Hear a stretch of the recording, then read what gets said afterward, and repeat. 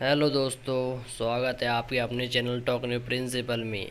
आज एक ज़बरदस्त कहानी के साथ घमंडी चूहे की कहानी। बहुत समय पहले की बात थी। एक जंगल में बंटी नामक होशियार एक चूहा रहता था। उसने अपना एक छोटा सा घर बना रखा था। जंगल के पास एक घर था, उसमें एक छोटा सा बच्चा रहता था। उस बच्चे के पास जूते थे, लेकिन वह छोटे हो गए थे। उस लड़के ने उसे वहीं फेंक दिए। बंटी चूहे ने, ये जूते तो बहुत अच्छे हैं, मैं इसमें आराम से सो सकता हूँ। बंटी चूहा एक जूते को घसीटकर अपने घर के नीचे ले आता है। दूसरा जूता लाने की उसकी हिम्मत नहीं थी, इसलिए वह उसे ही साफ करके उसमें अच्छे से सोने का बिस्तर बना लेता है। फूलों से उसे सजाता है। बंटी बहुत खुश रहता है। जंगल और जानवर उसे देखने आते थे। जानवर जब उसको देखते तो बंटी चूहा बहुत नखरे में अपने जूते पर चढ़कर बैठ जाता था। एक दिन नटखट कबूतर बंटी से मिलने आया। नटखट कबूतर ने बंटी से बोला, बंटी भाई, बहुत सुंदर घर सजाया है और इस जूते ने तो चार चांद लगा रखे हैं। बंटी चूहा बोला, सुन भाई, नज़र मत लगा, मैंने बहुत मुश्किल से इसे सजाया है। तुम जैसों की नज़र लग जाती है वह बहुत ख़राब हो जाएगा। नटखट कबूतर बोला, भाई, मैं तो तुम्हें बधाई देने आया था, लेकिन लगता है तुम्हारा घमंड तो सातवें आसमान पर है।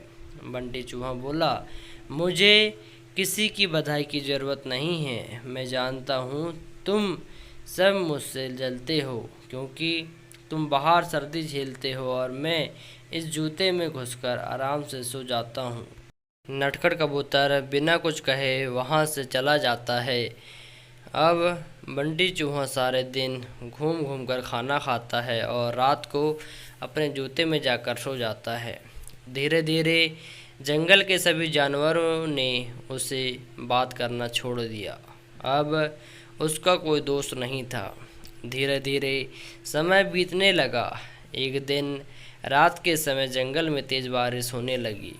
इस सब से बेखबर बंटी चूहा अपने जूते में आराम से सो रहा था। उसे बाहर के मौसम का पता नहीं था। बारिश का पानी बढ़ने लगा। जूते के तले में एक सुराख था, जिससे पानी जूते में भरने लगा। बहुत सारा जूते में पानी भर गया। तब बंटी चूहे की नींद खुली, लेकिन तब तक बहुत देर हो चुकी थी। पानी बढ़ता ही जा रहा था। उसे लगा कि अब मैं मर जाऊंगा। बंटी चूहा ज़ोर ज़ोर से चिल्लाने लगा कि बारिश में आवाज़ किसी तक पहुंच नहीं पाई। बंटी चूहे को अपनी मौत साफ साफ नज़र आ रही थी। वह ज़ोर ज़ोर से उछलने लगा। उछलते उछलते वह जूते से बाहर निकलना चाह रहा था, लेकिन जूता इतना लंबा था कि वह बाहर ही नहीं निकल पा रहा था। इधर उधर एक दूसरे घोंसले में कबूतर बैठे थे।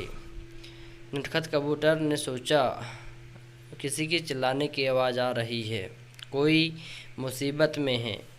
उसे बाहर निकाल कर देखा तो जूते में से चूहे की आवाज़ आ रही थी। नटखट कबूतर बिना देर किए उड़कर वहां पहुंच गया। वह जूते के ऊपर बैठा गया। उसने देखा बंटी चूहा डूब रहा है। कबूतर भाई, मुझे बचा लो, नहीं तो मैं मर जाऊंगा, चूहा बोला। कबूतर बोला, तुम्हें तो जूते के सिवा किसी की ज़रूरत नहीं थी। चूहा भैया, मैं घमंड में आ गया था। यह सुनकर नटखट कबूतर उसे अपनी चोंच से पकड़कर खींचने लगा, लेकिन बंटी चूहे का वज़न ज़्यादा था। नटखट कबूतर उसका वज़न नहीं उठा पा रहा था। भाई रुको, मैं सभी जानवरों को बुलाकर लाता हूँ, कबूतर बोला। नटखट कबूतर जंगल में जाता है, लेकिन सभी बंटी चूहे की मदद करने के लिए मना कर देते हैं। तभी रास्ते में उसे कालू कौवा मिलता है। वह उसके साथ आ जाता है। दोनों मिलकर बंटी चूहे की एक एक टांग खींचकर चोंच से दबाकर उसे बाहर निकालते हैं। बंटी चूहा अब ठीक था। अगले दिन वह जूते को खींचकर उल्टा कर देता है, उससे पानी निकल जाता है। उसके बाद वह उस जूते को घसीट कर ले जाता है और नदी में फेंक देता है। यह देखकर कबूतर और कालू कौवा बहुत खुश होते हैं। फिर चूहा सभी जानवरों के पास जाकर माफ़ी मांगता है। कहानी की सीख। इस कहानी से हमें यह सीख मिलती है कि हमें कभी भी किसी भी चीज़ का घमंड नहीं करना चाहिए। कहानी अच्छी लगी हो तो वीडियो को लाइक करें, कमेंट करें, शेयर करें और आप नए हैं तो प्लीज़ सब्सक्राइब आवर चैनल।